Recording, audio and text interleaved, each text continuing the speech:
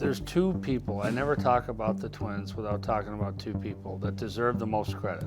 One is Thomas Sedin, who identified these kids early as being special, and the second is Mark Crawford, who turned them into players. I didn't like them at first, so we get the preseason rankings, and it's got Sedin, Patrick Stefan, Pavel Brendel, and Thomas Sedin says, "You've got to get these guys." And I laughed at him. I said, "No one's ever picked 1 and 2 or 2 and 3. What are you talking about? I'm going to just go get these picks?" So we go to the World Juniors.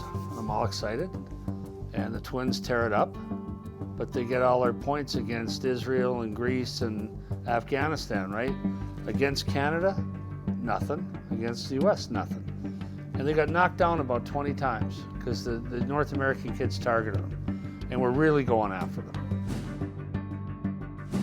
Then they announced the rosters for the World Championships, and the Twins made it.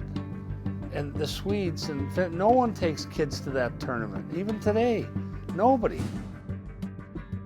So Thomas called me and said they made the team, and I said, "I saw that. Who got hurt?" And he said, "No one got hurt. They got picked." So he said, "You got to come to Oslo and watch them play." And I said, "All right, I'll come to Oslo. I'll see them play 3 games, and then we leave this foolishness behind."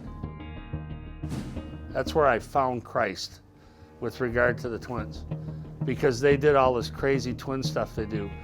You'd see one of them have the puck and he'd pass it. There wouldn't be anyone within 15 feet of the puck, and then Danny would skate into it full stride and come in and get a scoring chance. See? And I was like, God, Thomas Sedin is right. These kids, I've had great lines where players work together. I never had this sixth sense. So that's when we said we have to have. Now the problem is, Chicago had the 4th pick. We had the 3rd pick. I drove every day from Oslo to Hamar with the Chicago guys. Bob Murray, Dale Talon, Trent Yanni, and me. They had an extra seat in their car. So they saw the same thing I did. Bob Murray, Dale Talon, Trent Yanni, they're all good hockey guys. So now we get back, I've got to get the 4th pick. Atlanta says we're not trading. Tampa says we're not trading. So Bob Murray called me and said, "Is there any way you'll trade us the 3rd pick?" I said, "No, but you're going to trade me the 4th pick."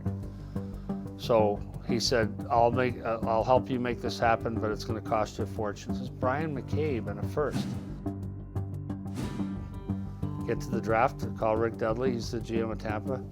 Trading the pick, he said, "No, I might flip with you, but I won't trade it outright. I'm taking one of the Twins." We all knew Atlanta was taking Patrick Stefan. So he said, "I might flip picks with you, but I won't trade it outright." And this went on, and finally I called him Friday night and I said, "Just so you know, Rick, I've got 3 and 4. No one's leaving here with the Twins but me." And Rick Dudley's a tough man. He was cursing at me. He said, "You know, I'm going to pick whoever I like. You can't bully me." And so I offered him 2/3.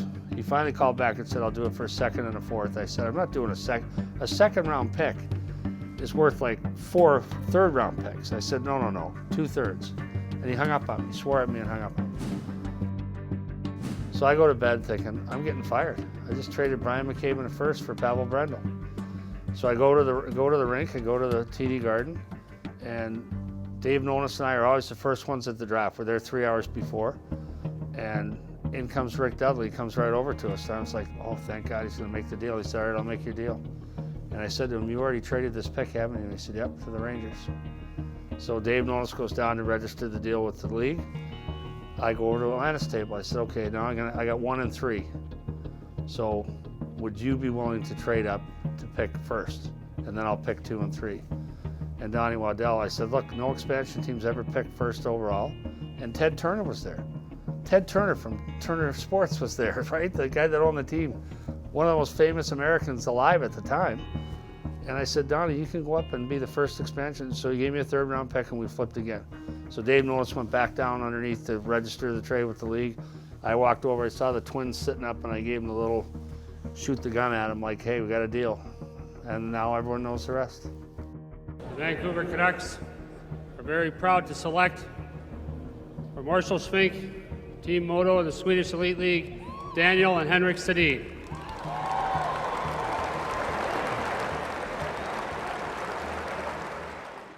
You guys sitting in the right order? Daniel's on the left? No? Even as the Twins struggled to establish themselves in the NHL, it was obvious the Sedin's game was unique. Henrik Sedin center and Daniel scores!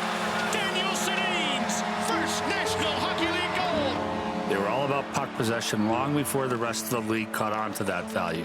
Henrik Sedin to Daniel, he scores! Great goal, Daniel Sedin from Henrik Sedin in overtime. What allowed the Sedins to succeed was something a lot of people still don't understand: their toughness. Night after night, they faced teams that would, try to be physical, punch them in the face, and try to get them off their game. And they had to keep playing, and they still produced under those circumstances. Set aside for a moment their physical toughness and durability. Think about the Sedins' mental toughness, their emotional toughness. All great players get booed, but name two other elite players who have been criticized, even ridiculed, as much as the Sedins were. Unfortunately, when a narrative gets started, people want to pile on, sisters, not tough enough, all those sorts of things, just completely unfair. Look at this down the corner. Daniel Sedin and Clark Wilm. The Sedins were too soft, too passive, too slow, too weak, too Swedish. They were easy to pick on, I guess, a little bit because they were Swedish, a little bit because they were fair-haired twins. Mostly, they were too identical. I'm not proud to say this, but it took me 3.5 years to tell them apart. For 3.5 years, every time they'd walk into the bus, whoever it was, I'd say, "How you doing, Danny?" And I'd get the nod or I'd get the... As with the abuse they absorbed on the ice, the Sedins never complained. The criticism made them stronger, more determined, even better leaders in a dressing room where they dictated the standard for commitment and professionalism for more than a decade. The Twins took over, but they took over just by being themselves. Best example as far as, coming to camp and being in great shape. Best example, before and after practice about working out. Every year in training camp, they were the number 1, number 2 in fitness. Even in their 30s, they were still the fastest on the bike, shuttle runs, pull-ups, bench press. They were always number 1 and 2 on the team.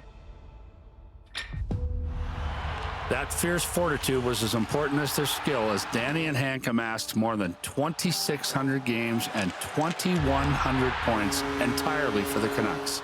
Daniel centers, Henrik Dietz scores!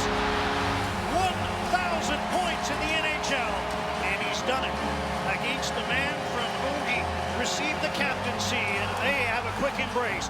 I thought it was appropriate, to congratulate him. Not just, on that goal specifically, but more of, his whole journey up to that point and the years that we spent together. Daniel Sedin, he scores! Slap pass, score! Daniel from Henrik. Oh, what a goal! Henrik Sedin, the hat-trick! Daniel Sedin, Daniel Sedin, what a beauty! And they did all this while possessing something else a lot of people couldn't see: goodness, decency, selflessness.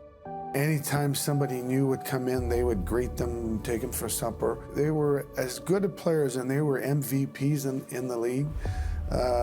They were better persons. I don't think I've ever seen those guys have a bad day. Most positive human beings I think I've ever met.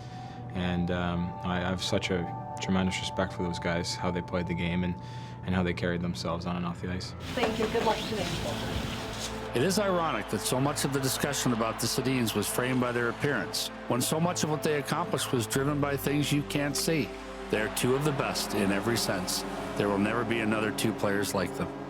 First of all, great hockey players, but even better persons, I think. Everyone back home here realized how good they are and how important they are for Vancouver Canucks and then for all the young players back home here too. The way they changed the game almost by using each other and the way they were able to produce at such a high level, I mean, that really inspired a lot of kids. That's why you see such a big group of Swedish players right now in the NHL, because of those guys. I look up to them.